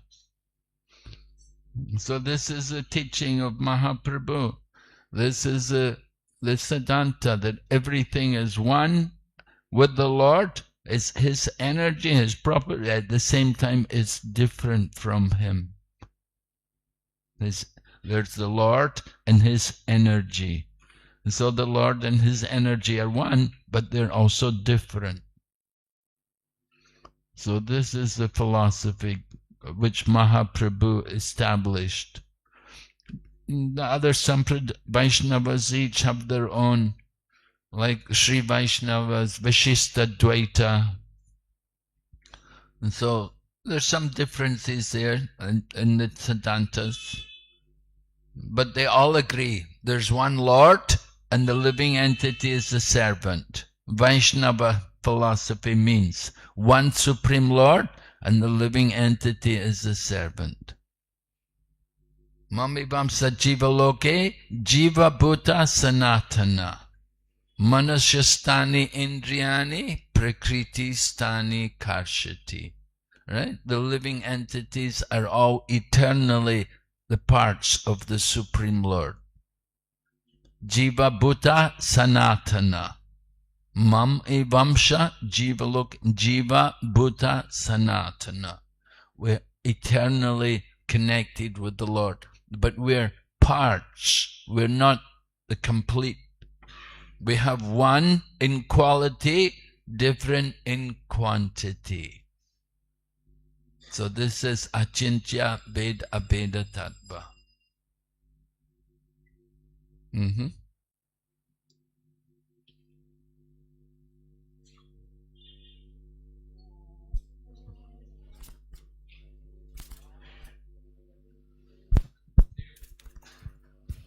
that the living entities are eternally existing and Lord is there.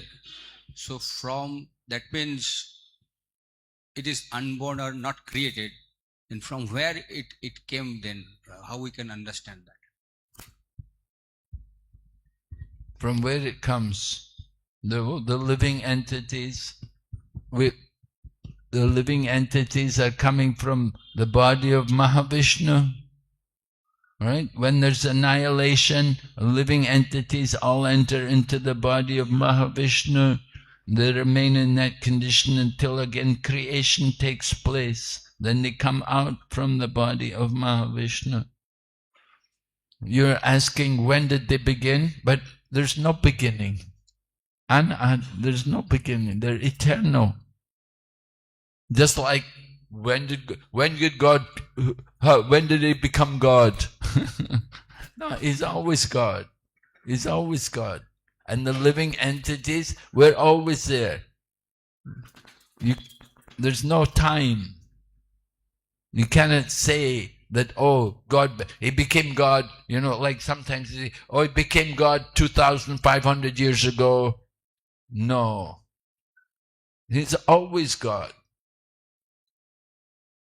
And then there's creation, there's maintenance, and then there's destruction. And then again there's creation. Again and again the day comes, and again the night falls. Right? The day, and then night, and then again day, and then night. So the same way there's creation. I remember I was with B.V.V. Swami. We were in the USA. We went to one college, and he was talking about Krishna, and the student was at. He said, who created Krishna? Where does Krishna come from? We say, no, Krishna, he is the source of everything. Everything comes from him. They say, no, but where does he come from? People who ask this kind of question, they need to go back to the beginner's class to learn. God means that person from which everything comes. You can't say, oh, well, when did he become God? When did he begin? When did it begin? No, it's eternal. He's always God. You cannot say, oh, it became God. The Christians say that. God took birth 3,000 years, 2,500 years ago. It's not like that. God is always God. He's the eternal, and he is, we say, Ishvara Parama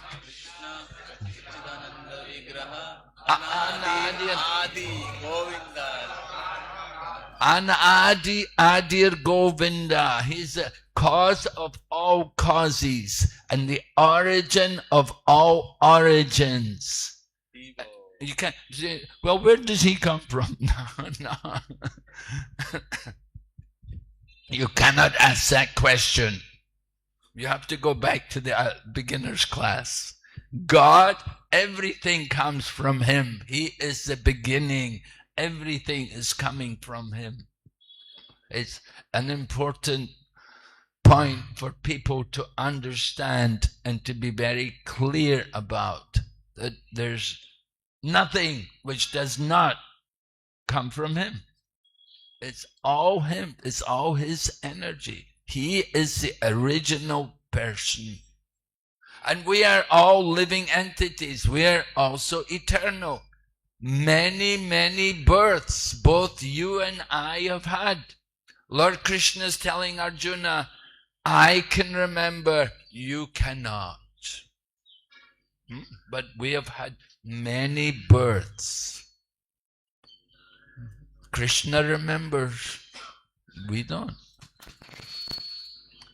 Different bodies, we've been in different species of life, we've been in different planets, different universes.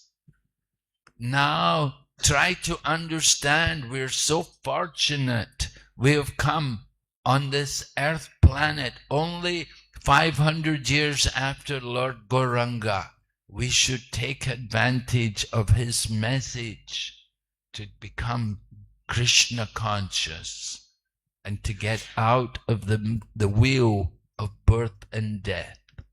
That is the real mission of Lord Gauranga. He's teaching all of us, chant and be happy. Get out of this life of material birth and death.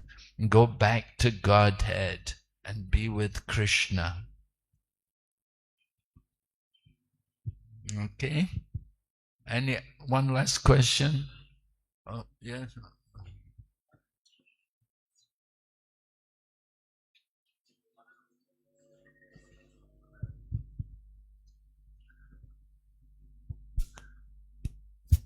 Hare Krishna Maharaj.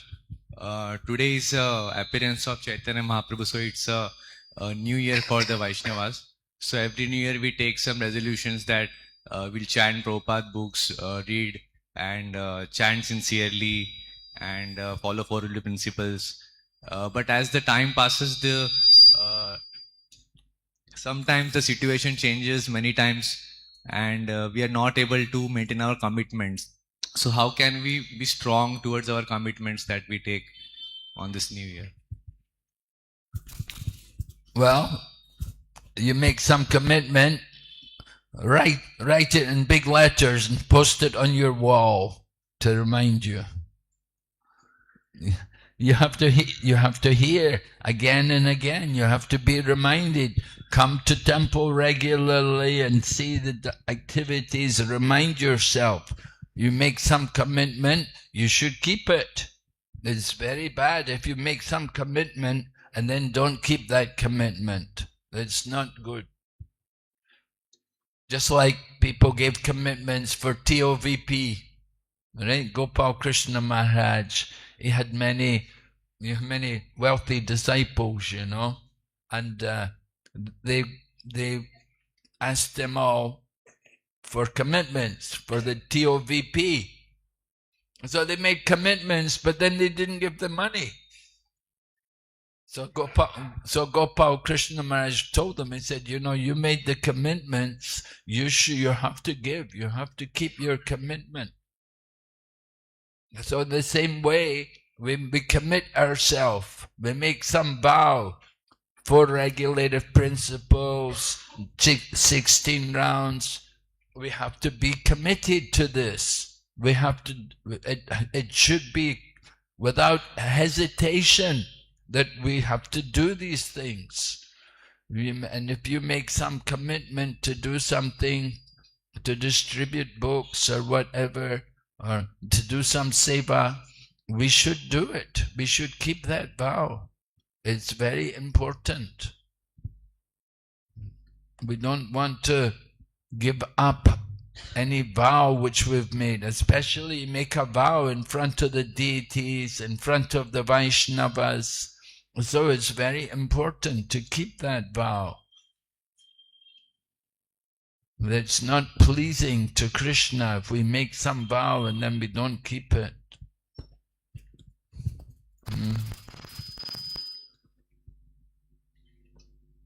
Okay, Prabhu.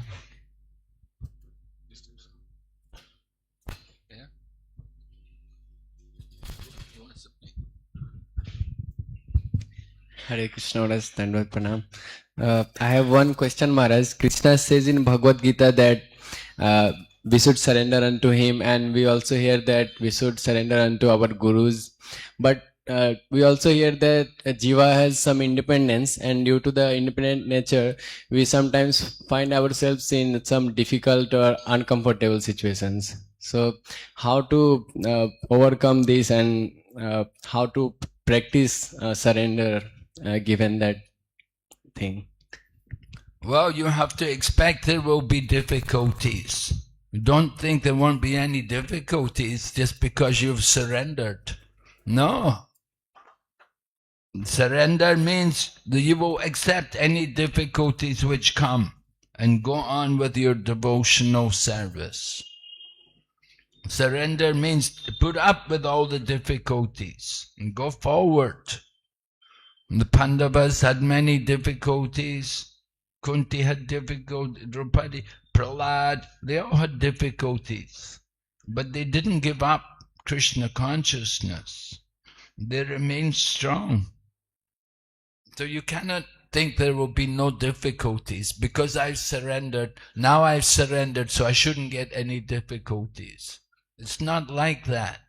There will be difficulties, but you have to go forward. You have to learn to go on despite difficulties. After some time, the difficulties will cease, just like winter and summer season.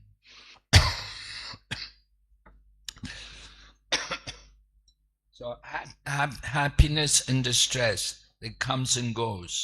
So winter and summer, like that. So difficulties are not eternal, but you have to go on.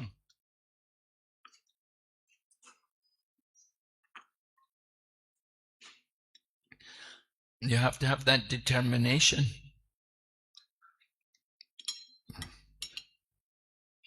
Yeah.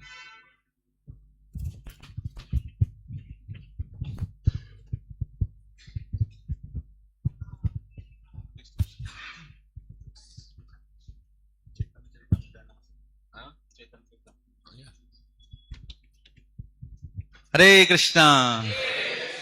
কেমন লাগলো আপনাদের? তো আমরা ধন্যবাদ জানাই মহারাজকে হৃদয় থেকে। এই চৈতন্য মহাপ্রভুর আবির্ভাব তিথি উপলক্ষে চৈতন্য লীলা আপনাদের ভালো লেগেছে? আরো শুনতে চান? তো আজকে ইভিনিং এ মহারাজ গৌর কথা প্রদান করবেন গুরুসদয় রোডে, প্রোগ্রাম 4টে থেকে। তো আপনাদের সবার কাছে অনুরোধ, আপনারা সবাই ইভিনিং এ গুরুসদয় রোডে আসবেন এবং সেখানে মহারাজ প্রবচন করবেন 4:30 থেকে, কিন্তু প্রোগ্রাম শুরু হবে 4টে থেকে। তাই আপনারা সবাই আসবেন এবং মহারাজের কাছ থেকে আমরা আরো শ্রবণ করার সৌভাগ্য লাভ করব। হরি বল। তো এখন একটা ইম্পর্টেন্ট অ্যানাউন্সমেন্ট আছে, শুনতে চান? তো শ্রী চৈতন্য চরিতামৃতে বলা হয়েছে,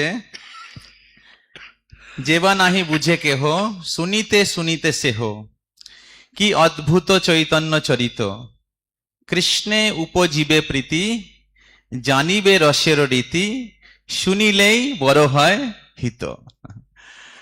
তো চৈতন্য চরিতামৃত মহাপ্রভুর যে চরিত্র, মহাপ্রভুর লীলা, এটা এত মধুর, এত অদ্ভুত, শুনলেই এর হিত হয়। তা আপনাদের ভালো লেগেছে আজকে?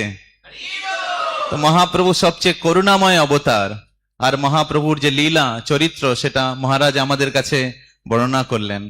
এবং শিল প্রভুপাদ তিনি এই চৈতন্য লীলা, চৈতন্য মহাপ্রভুর কৃপা সারা বিশ্বে তিনি বিতরণ করেছেন।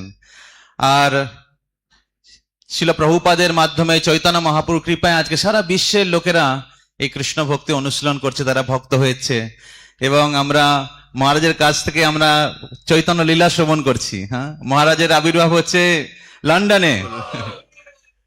তো এবং মহারাজ এসে আমাদের চৈতন্য মহাপ্রভুর কৃপা প্রদান করছেন। তো তাই হ্যাঁ, এই চৈতন্য মহাপ্রভুর আবির্ভাব তিথিতে চৈতন্য চরিতামৃত, চৈতন্য মহাপ্রভু আরো লীলা যেটা মহারাজ বর্ণনা করলেন, সেগুলো রয়েছে চৈতন্য চরিতামৃতে। তো এই আজকে গৌর পূর্ণিমার দিনে এই চৈতন্য চরিতামৃত আমরা স্পেশাল ডিসকাউন্ট প্রাইসে দিচ্ছি। হরি বল। এবং আপনারা হ্যাঁ মহারাজের হাত থেকে সংগ্রহ করতে পারেন। তো শাস্ত্রে বলা হয়েছে যে যখন জীব কৃষ্ণ বিমুখ হয়ে যায় তখন তারা এই জগতে অধর্ম করে, আর অধর্মের কারণে বিভিন্নভাবে দুঃখ পায়।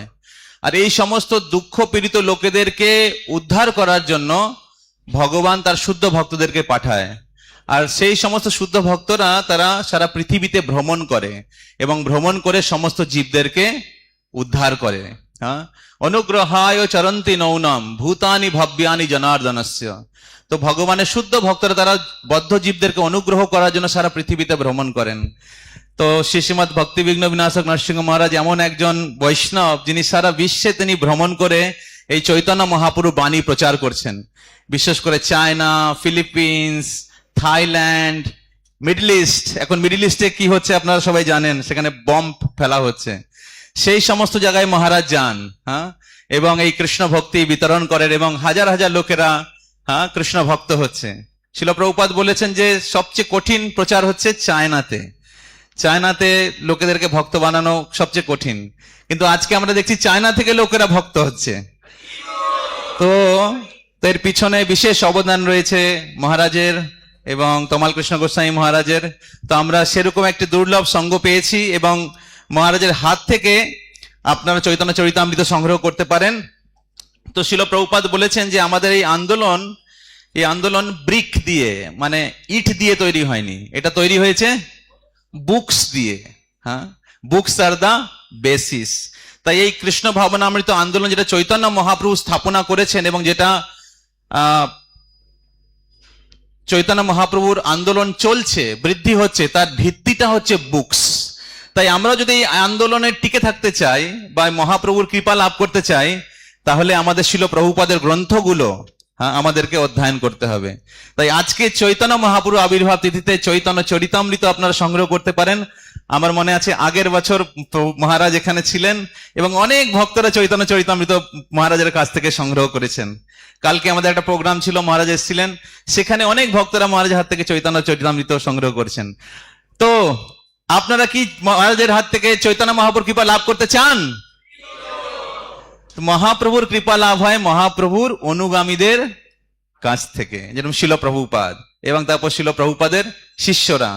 তো আজকে আপনার জন্য একটা সুযোগ রয়েছে, আমাদের কাছে বাংলা, হিন্দি, ইংরাজি 3টে ভাষাতে চৈতন্য চরিতামৃত চলছে। তো এখন চৈতন্য চরিতামৃত ম্যারাথন চলছে। তা আমাদের ভারতবর্ষের প্রধানমন্ত্রীর ওনার মানে স্বাধীনতা দিবসে ওনার একটা স্লোগান আছে। কি স্লোগান? হর ঘর তিরঙ্গা। হ্যাঁ, হর ঘর তিরঙ্গা। আর আমাদের ইসকনের স্লোগান হচ্ছে হর ঘর গৌরাঙ্গা। তো শিল প্রভুপাদ বলেছেন যে প্রত্যেকটি ভদ্র ব্যক্তিদের বাড়িতে 3টে বই কমপক্ষে থাকা উচিত, গীতা, ভাগবত, চৈতন্য চরিত। এবং আমি জানি যে আপনাদের অনেকের বাড়িতে চৈতন্য চরিতামৃত নেই। তাই আজকে সুযোগ রয়েছে আপনাদের কাছে, আপনারা ফুল পেমেন্ট করতে পারলে খুব ভালো, না হলে আপনারা একটা ইনস্টলমেন্টও নিতে পারেন। ঠিক আছে, হ্যাঁ, যতটা পে করতে পারেন, বাকিটা আপনাদের যে লিডাররা আছে তার মাধ্যমে আপনারা পে করতে পারেন। ওকে, একজন অলরেডি রেডি হয়ে গেছে, হরি বল।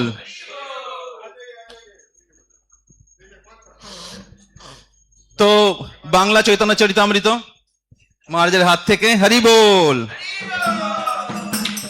হরি বল, হরি বল, হরি বল, হরি বল। Next devotee. তো আপনাদের সবার সুবিধার্থে আমি ডিসকাউন্টটা বলে দিচ্ছি। তো বাংলা চৈতন্য চরিতামৃত রেগুলার প্রাইস হচ্ছে 3000 রুপিস, আজকে আপনারা পাবেন 2595 রুপিস, মানে 500 টাকা ডিসকাউন্ট, হরি বল। English Chaitanya Charitamrita 4200 regular price, আজকে আপনি 3399 রুপিস, প্রায় 800 টাকা ডিসকাউন্ট। আর Hindi Chaitanya Charitamrita 5000 rupees regular price, আজকে আপনি 4499 রুপিসে পেয়ে যাবেন, হরি বল। আর সেটাও মহারাজের হাত থেকে। তো তার যে কত প্রাইস আছে সেটা তো ক্যালকুলেট করা যাবে না। তাই আজকে আপনাদের জন্য সুযোগ রয়েছে, যারা সংগ্রহ করতে চান। এখন আমাদের কাছে বেশি কি বলে সেট নেই, আপনারা হাত তুলতে পারেন বা তাড়াতাড়ি আসতে পারেন, এখানে পে করতে পারেন এবং মহারাজের হাত থেকে চৈতন্য চরিতামৃত। উৎকর্ষ প্রভু, হরি বল, হরি বল, হরি বল, হরি বল, হরি বল, বাজাও, হরি বল, হরি বল, হরি বল। নেক্সট ডিভোটি, পরবর্তী ভক্ত, চৈতন্য চরিতামৃত বাংলা, হিন্দি, ইংলিশ যে কোনো ভাষায় আপনারা সংগ্রহ করতে পারেন। আপনি পুরো পে করতে চাইলে করতে পারেন, না হলে যতটুকু পে করতে পারেন বাকিটা 1-2 সপ্তাহ বা 1 মাসের মধ্যে পে করতে পারেন। ইয়েস মাতাজিরা, হ্যাঁ, কাউকে গিফটও করতে পারেন। আজকে হচ্ছে নিউ ইয়ার আমাদের, হ্যাঁ, আমাদের হচ্ছে নিউ ইয়ার, আজকে মহাপ্রভুর আবির্ভাব তিথি, আমরা হচ্ছে মহাপ্রভুর অনুগামী। তো জেনারেলি, হ্যাঁ, নিউ ইয়ার মানে যারা ক্যালেন্ডার অনুসারে সবাই নিউ ইয়ার ফলো করে, কিন্তু আসলে এই যুগটা হচ্ছে কলিযুগ, এবং এই কলিযুগের যুগাবতার হচ্ছেন স্বয়ং ভগবান চৈতন্য মহাপ্রভু, আর ওনার আবির্ভাব তিথি তা আজকে বছরের প্রথম দিন। তাই আজকে এই দিনে আপনার চৈতন্য চরিতামৃত সংগ্রহ করতে পারেন এবং অন্য কাউকেও উপহার দিতে পারেন। হ্যাঁ, তা আপনারা অনেক কিছু গিফট দেন, কাপড়, মিষ্টির প্যাকেট। हिंदी चरित्र चैतन्य चरितामृत किसी को लेना है तो महाराज से आप लोग संग्रह कर सकते हैं।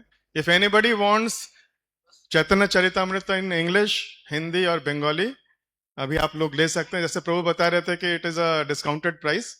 आज का दिन बहुत ही शुभ है, गौर पूर्णिमा है, और स्पेशली आज का दिन में जो तिथि पड़ी है वो 540 वर्ष पहले जब चैतन्य महाप्रभु का आविर्भाव हुआ था, सेम तिथि थी, और उस दिन भी चंद्र ग्रहण था।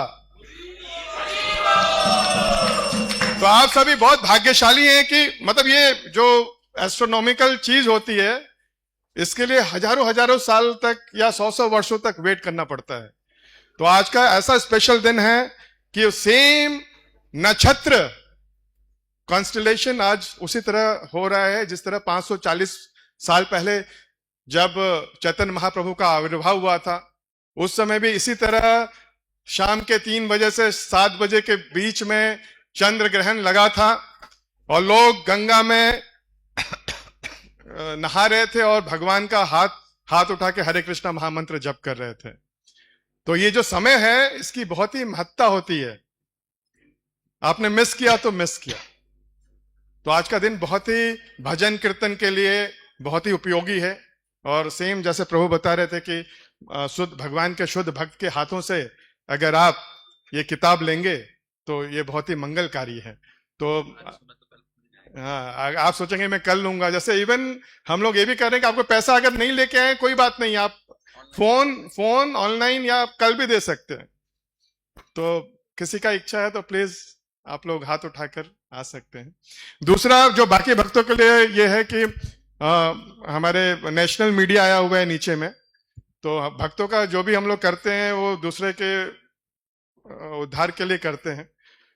तो पूरा भारत आपको सुनेगा हरे कृष्णा महामंत्र जप करते हुए, और आज से बेटर क्या हो सकता है समय जब हम हरे कृष्णा महामंत्र का कीर्तन करें और जितने लाखों लोग जो भारत में हैं उसका लाभ उठा सके।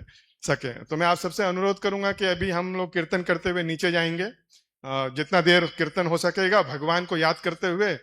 सबसे बेस्ट सेलिब्रेशन गौर पूर्णिमा का है कि अगर हृदय से हम हरे कृष्णा महामंत्र का जप कर सके। हरे कृष्णा कृष्णा कृष्णा हरे हरे, राम राम राम हरे हरे।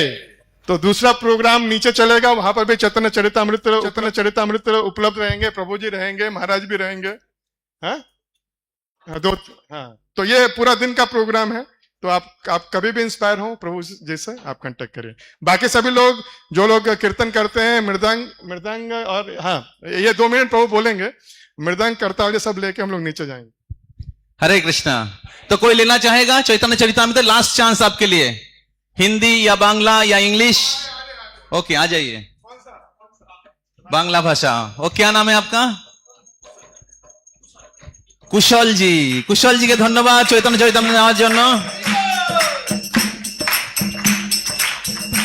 আর কেউ চৈতন্য চরিতামৃত নিতে চান? চৈতন্য চরিতামৃত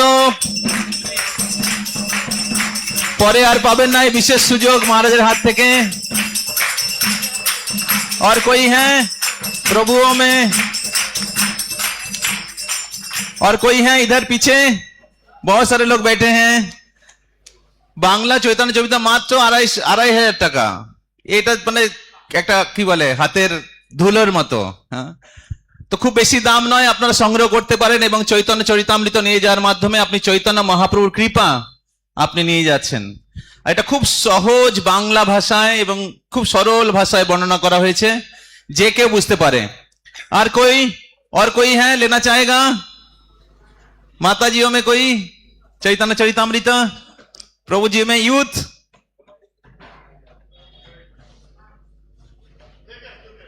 ओके, तो So we thank Maharaj for his kind association and narrating beautiful sweet pastime of Lord Chaitanya Mahaprabhu. So he thanks Maharaj by loudly chanting 3 times Hari Bol, Hari Bol, Hari Bol. His Holiness Bhakti Vighna Vinasa Narasimha Swami Maharaj ki, Srila Prabhupada ki, Gaur Purnima Maha Mahotsava ki, Nitai Gaur Premanande, Hari Hari Bol. হরে কৃষ্ণা। আমরা প্রত্যেক বছরের মতো আমরা গঙ্গা স্নান করতে যাব। বাস বিড়লা স্কুলের সামনে রাখা আছে। 11:30 সময় আপনারা নিজেদের গামছা নিয়ে সব চলে আসবে। শুধু ছেলেরা গেলে পরে ভালো, ছেলেরাই যাবে। মেরিন হাউস আমরা যাব, বাস ওইখানে রেডি রাখা আছে। हरे कृष्णा। जय समस्त भक्तों जो भक्त लोग का अभिषेक प्रिपरेशन सेवा है, अभिषेक प्रिपरेशन सेवा है।